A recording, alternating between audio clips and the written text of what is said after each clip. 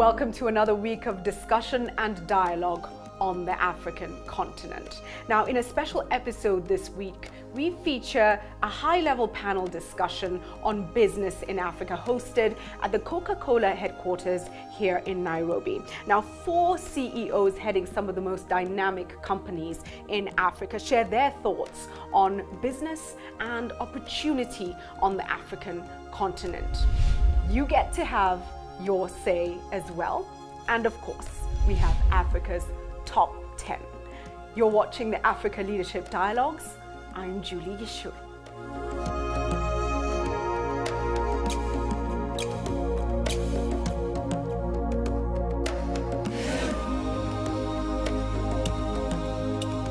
On our business panel this week, we host Joseph Ogutu of Safaricom, Titus Naikuni of Kenya Airways, Nakumatt's TRM, and Yao Nsarkoh of Unilever.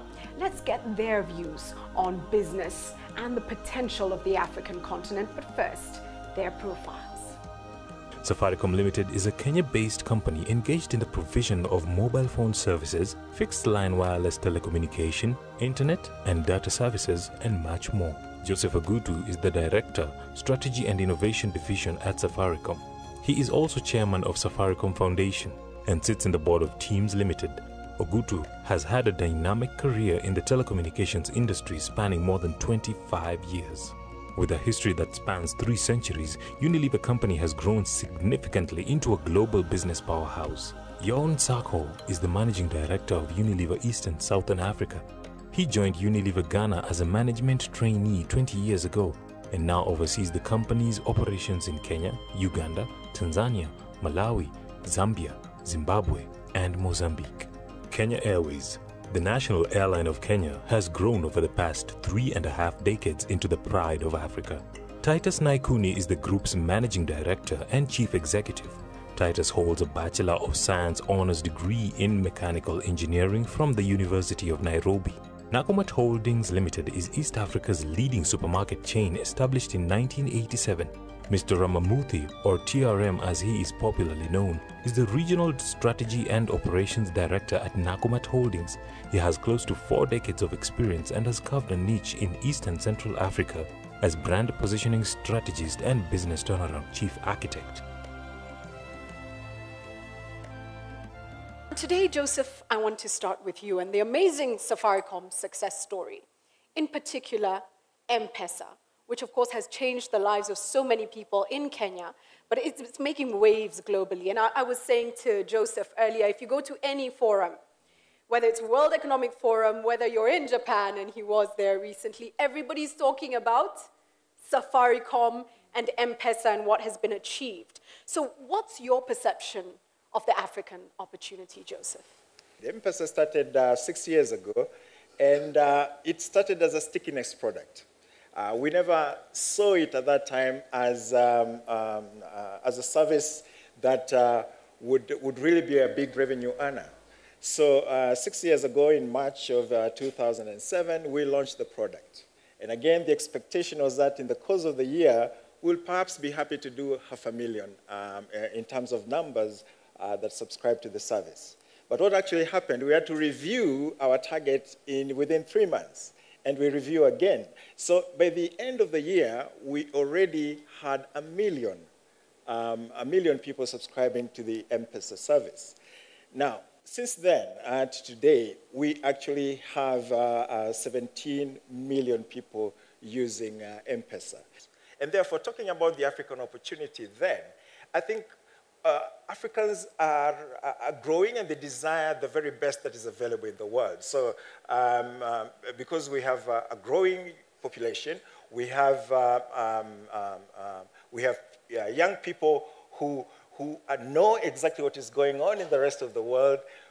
Our people are now able, A, to innovate, and B, to adapt very, very quickly. And that's the opportunity that is there in Africa. Innovation and yes. adaptation. Yes. And so interesting, if you look at the M-Pesa story, this was happening at a time when American telcos were investigating the opportunities in Africa and decided to hold back because they didn't think there was an opportunity worth pursuing. Right. And yet look at what has been accomplished, even just with Safaricom, without even going further to look at other companies across the continent. Let's come to you, Titus, and the need. And for so long, the challenge was making it from one side of the African continent to the other without having to go through Europe or the Middle East. And here's Kenya Airways, serving a need. But what has your experience, what has this journey been like for you?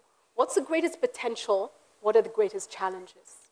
Very interesting. If I just take you back to Africa, say about 30 or so years ago, we never had convertible currencies in various countries. It was very difficult for you to access dollars or pounds or whatever. And that limited your movement in terms of moving from one country to the other. Second thing was to access a passport. You know it very well, Julie. You had to know some big man somewhere in government. The next thing is TV. The whole access to TV was only limited to a few blessed ones, if I may call them blessed ones. But things changed, and it was very easy for you to access foreign currency. In fact, right now, the only two countries that you have a difficulty in accessing foreign currency, about three of them is Malawi, Ethiopia, and interestingly, South Africa. The manufacturing sector also collapsed in Africa. So what then happened is that people started getting CNN and so forth and seeing what is happening in the rest of the world. You got a passport, you got foreign exchange, and you have a desire to move out. And it's that desire that drove us Kenya Airways to go in and start opening up Africa. And it's amazing because I remember 10 years ago, people in Africa had no clue of what was the Far East or what China was. The only China we knew was the CNN China. And if you look at it now, it has grown from nothing to about 600,000 passengers a year going into China from Africa. And that's the opportunity that we saw ourselves and decided to move in. And it has made things much, much easier and also opened up trade within the regions. If you look, if I just take the East African region, people are now able to move, say, from Kigali into Mombasa to go and clear their goods in the morning, and by afternoon they're back in Kigali. Transforms business. Completely. What's been the biggest challenge, Titus? The biggest challenge is what I think a lot of people here may not understand, and it's the politics. We're a very politicized industry. It's amazing because if you have a bus that is registered, say, in Kenya, and you have the right insurance, you can cross the border into Tanzania or Uganda without asking some government official for permission. But if I take the passengers from the buses, the same passengers, and put them into an aeroplane, and say, look, I want to go and land in Entebbe by lunchtime, I am not allowed to do that unless the two governments have signed what is called bilateral air services agreement. And those agreements take donkey's years to be finalized. I think this is an issue Mo Ibrahim raised when he was building up this network for Africa. And it's interesting, we'll perhaps come back to how to resolve some of the challenges. TRM, let me come to you now, and the Nakumatt experience. And this really is your corner shop success story almost. Really humble beginnings to what it is today. How have you made this journey? What lessons can people take from the Nakumatt story? When you want to position in the formal sector, and you have to look at what kind of a positioning I can take which is sustainable going forward in the next 40, 50 years. So the owner had the gut feel, and I will position this way with one slogan, which is very easy for common man to understand, is all under one roof. So we said quality, value, variety, service, lifestyle. We brought in all the 5 aspects under the all under one roof. Let's take that. Quality, value, variety, service, and lifestyle. And we brought all the 5 factors under the all under one roof. This is what we offer. It is not the all under one roof, we offer only products. These are all the 5 values, 5 factors we offer to you. You come and experience everything. What is my customer service? What is the variety that you are seeing which you cannot see anywhere? That is why from humble beginning, it has grown to East African big business today. So it's not a shelf that you offer, it's an experience. Absolutely. Okay, yeah, let me come to you now. And the fact that you are this global brand that has heritage of centuries behind it and operating in Africa, tell us about the African experience for Unilever And how does it compare with your operations in other parts of the world? First of all, the African experience in Unilever dates way back. So we've been in Africa for more than a century. And there was a time when you spoke about Africa in a global context and global organizations felt fear right in their hearts. Unilever has never been in that context because there's always been a supply chain that was integrated into Unilever right from the very beginning. So very much like what my co-panelists have spoken about, for a business to be successful, fundamentally, the business has to have relevance for the community that it is operating in. And the brands that it offers, which in the end, the brand is always king. No matter what we say, in the end, the lever with which you connect with society is your brand. And if the brand is impacting society in a positive way and you have an economic model that enables you to make money from it, then you have a cycle going that ensures that you can have momentum going forward. So Unilever has always been about that. What are the solutions that our brands can offer? What are the points of view that our brands will take that engage with a larger society? And fundamental to Unilever's operation in Africa has always been a belief that businesses can do well by doing good. That businesses need to care about the communities in which they operate because we exist for the long term, not for the short term. Business players, the government, the entire ecosystem that is playing in the market must think more about how to increase the size of the pie rather than all of us scrambling, making the pie smaller and smaller, and we end up increasing transactional costs. I think that's the main difference between us and the developed world. And I think this is what we're discussing today, really increasing the size of the pie. How do we then unlock the potential? What do you think? Give us 3 key things that you think African countries, governments, or people, businesses should be doing to unlock the potential. The first thing is for us to try and simplify to governments what the benefits are of us as a private sector. Second is, after having done that, is to try and also get governments to get convinced to reduce the bureaucratic regulatory environment they've created in almost every industry. The other thing is, when you look at the map of Africa, I don't know how many of you have ever looked at the map of Africa and look at the size of it, not what the cartographers have done to our eyes, but the actual square kilometers. You look at the square kilometers of all the other continents. All the continents can fit into Africa, bar Australia. And that's a large landmass. And therefore, you need to be able to move from one end to the other very economically and freely. And the governments should start looking at all the bureaucracies around the borders and start freeing up the movement of goods and people around Africa. Recently, there was in the month of May, there was a World Economic Forum, and people went, and African Union, leaders, they meet there. You see, you don't look at only the political and other issues. You look at the economic issues. That is very critical. Because the entire population of East Africa today, 130 million people, they are looking forward to this leader doing something on a long-term basis. I think part of the underdevelopment of Africa has led us to believe that we can exist in some sort of autarky in the global reality. It is untrue.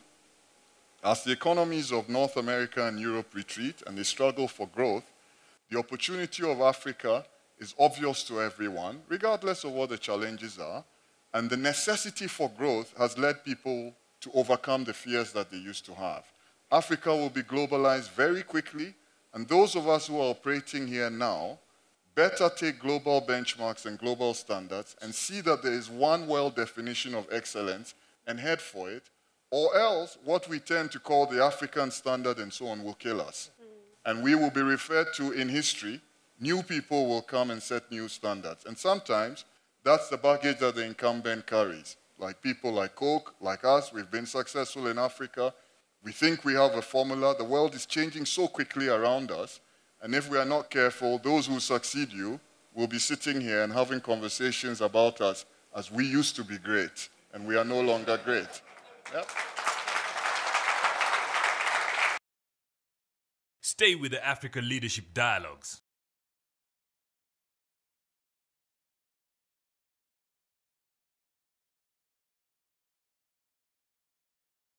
Leading on from the whole survival issue, because yes, too many Africans are in survival mode. You're simply trying to put food on the table.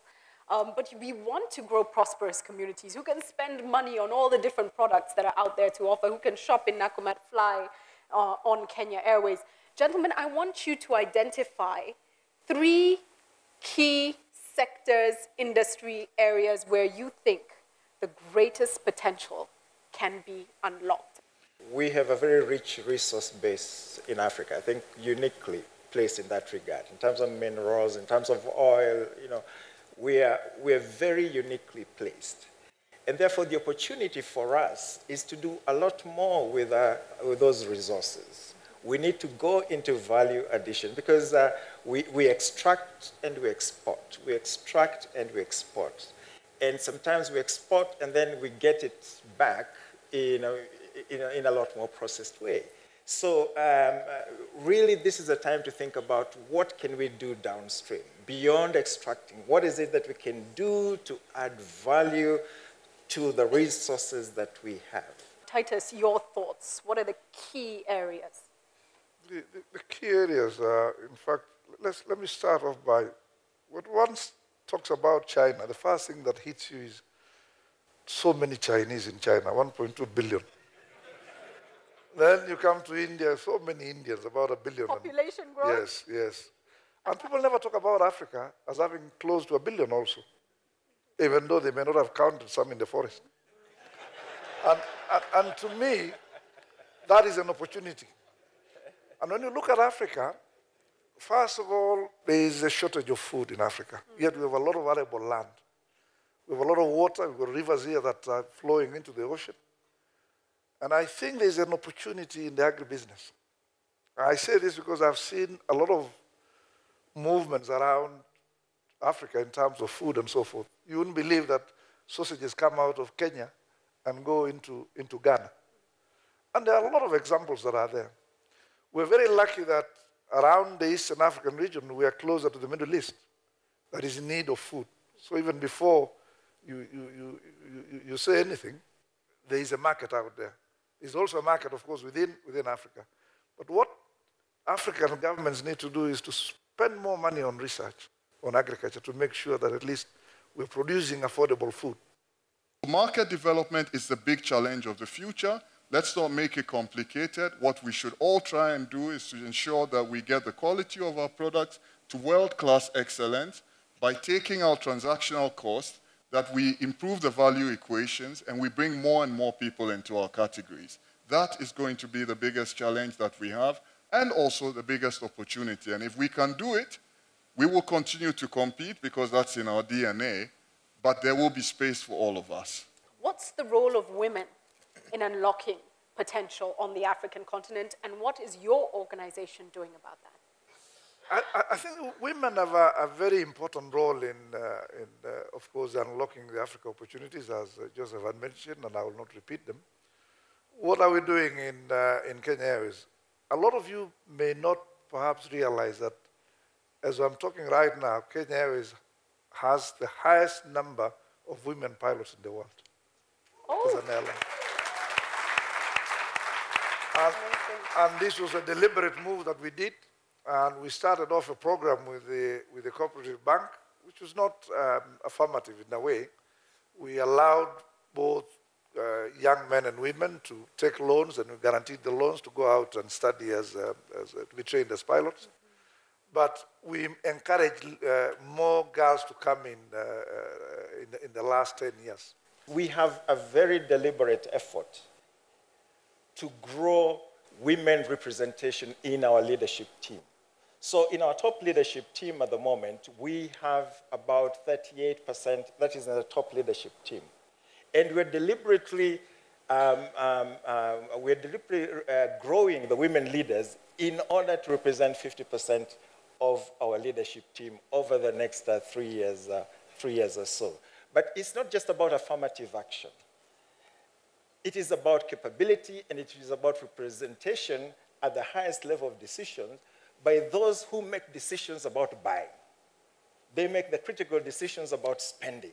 So they know the market. So we're deliberately growing them to be at that level, to be able to participate in decision-making about growing the business. And let me repeat, it's not about affirmative action. It's about capability. But if you stopped in Malawi, the president is a woman. And if you stopped in Liberia, the president is a woman. So that's the first thing to keep in mind. Increasingly, you will find that beginning to happen.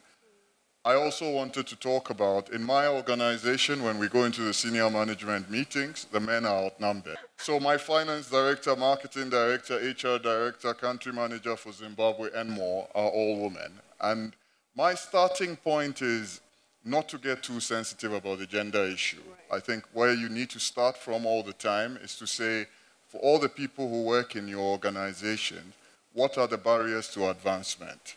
And let's start to think about it as eliminating those barriers. I don't start at all. I think it's an extremely condescending approach to think that women cannot compete on a level playing field. They can not only compete, they can out-compete. But we have to understand what are some of the things that get in the way of career advancement. There may be some certain things that are traditional roles.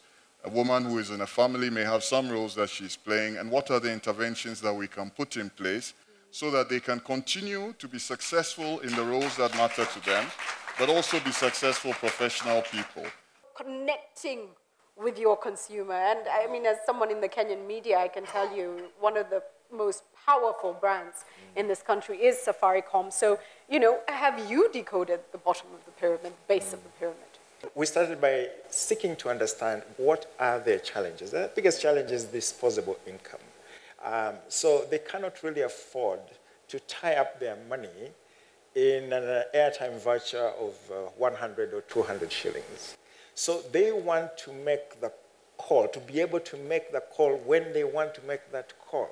So the decision was taken very quickly that we now have, low value airtime vouchers. And I can tell you that the biggest selling airtime vouchers now will be the 50 and the 20 shillings. Yeah? And now they can even buy a 5 shilling airtime voucher. And they can even transfer from their M-Pesa to their phones and use it as airtime. So it's really about understanding that particular segment. What challenges are they facing, and how can you address that challenge? And we also noted that the biggest barrier to entry is the cost of the device itself. Okay, so we've been working with the vendors to bring down the cost of devices. So now you can get, for less than 1,000 shillings, you can get a decent phone. Now, once they start using the phone, they want to go up the value chain. They want now smarter phones. And so now we're even working to bring down the cost of smartphones. Please do. And we feel that if we can crack the $50 barrier, so that will be about 4,000, 4,500 shillings. Again, a lot more people will be able to use to use smartphones. Our biggest hurdle in the aviation industry is, again, the cost of infrastructure.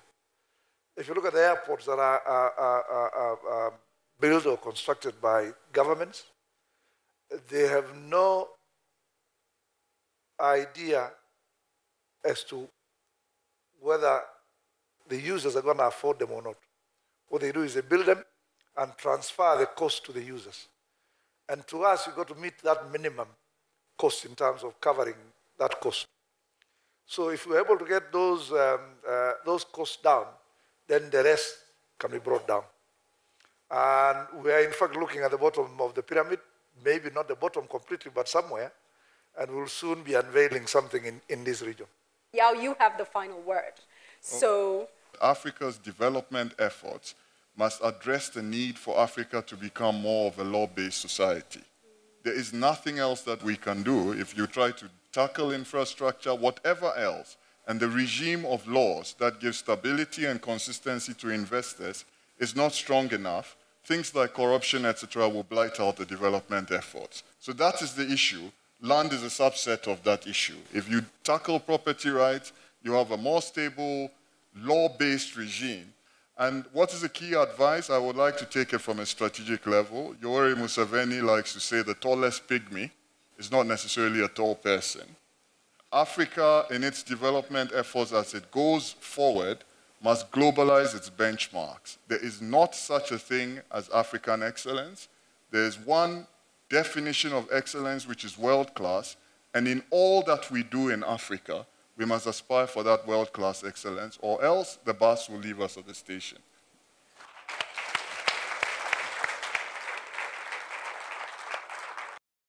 Stay with the Africa Leadership Dialogues.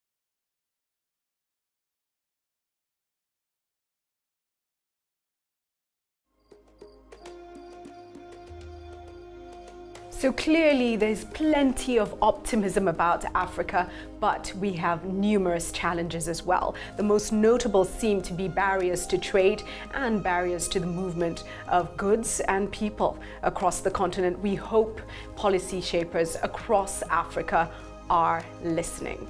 Now, at this point, we get to hear your views on the issues. This is how you can stay in touch. To take part in our weekly hangouts, go to our G+ page, Africa Leadership Dialogues. On Facebook, Africa Leadership Dialogues. On Twitter, @AfricaLD. This week we asked you, in your own view, what should be done to boost the many innovative ideas the African people have? Lawrence Crispus says, since innovators already have the ideas and an understanding of how to utilize them, funding and collaboration is the missing link. Nicholas Muramira says, regional incubation hubs should be set up comprised of people with different academia, but with each region tasked to handle a given sector where it has a competitive advantage. For example, Southern Africa can specialize in the automotive industry.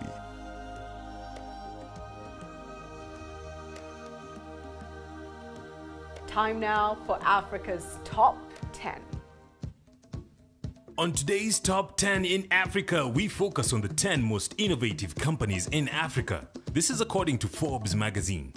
Coming in at number 10 is South Africa's Famous Brands. Famous Brands is Africa's leading quick service and casual restaurant company. It develops, operates and franchises restaurants which prepare, package and sell a menu of prized food items. At number 9 is East African Breweries from Kenya.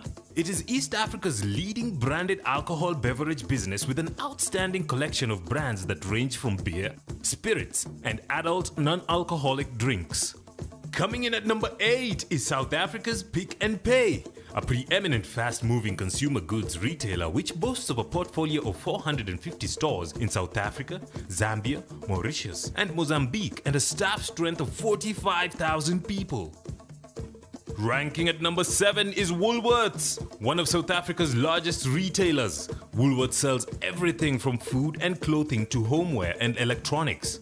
The retail giant is also an emerging player in South Africa's financial services scene. Through a joint venture with Absa Bank, Woolworths offers financial services such as loans, debit cards, and home insurance solutions to its customers. Woolworths also manufactures its own brand of everything from sliced bread to grape juices and ice cream. At number 6 is Iroko TV in Nigeria. Although it did not invent Nollywood, Nigeria's immensely popular movie industry, the Nigerian-based company helped revolutionize and glamorize it. Iroko TV, which has also been dubbed the Netflix of Africa, is the world's largest digital distributor of African movies. Leveraging on a demand TV platform, Nollywood lovers around the world can watch the latest Nigerian movies by paying a fee of $5 a month. Zimbabwe's own Econet comes in at number 5. The dominant mobile telecommunications company boasts lucrative operations in Zimbabwe, Botswana, Lesotho, Burundi, and Rwanda, and even owns a 3G license in New Zealand.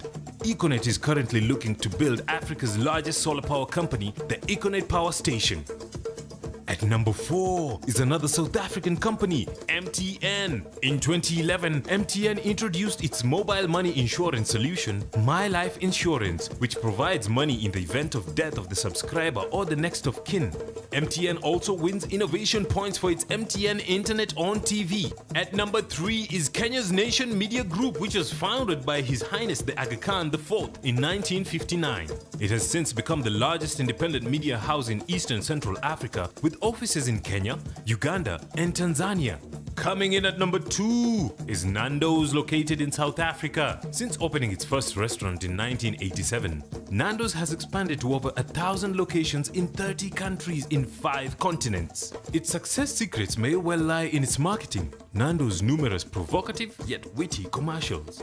And claiming the top spot on the list of Africa's most innovative companies is Safaricom Limited, located in Kenya. It is the largest mobile telecommunications company in East Africa. Safaricom's popular service is their M-Pesa service, Africa's first mobile phone-based money transfer and microfinancing service. M-Pesa, M for mobile, and Pesa, a Swahili word for money, was launched in 2007. It is currently the most developed mobile payment system in the developing world.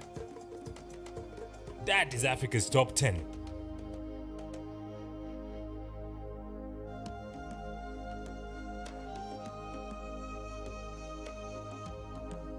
Now we close the show tonight with a quote from Africa's $20 billion man. That's what they call him, Aliko Dangote of Nigeria.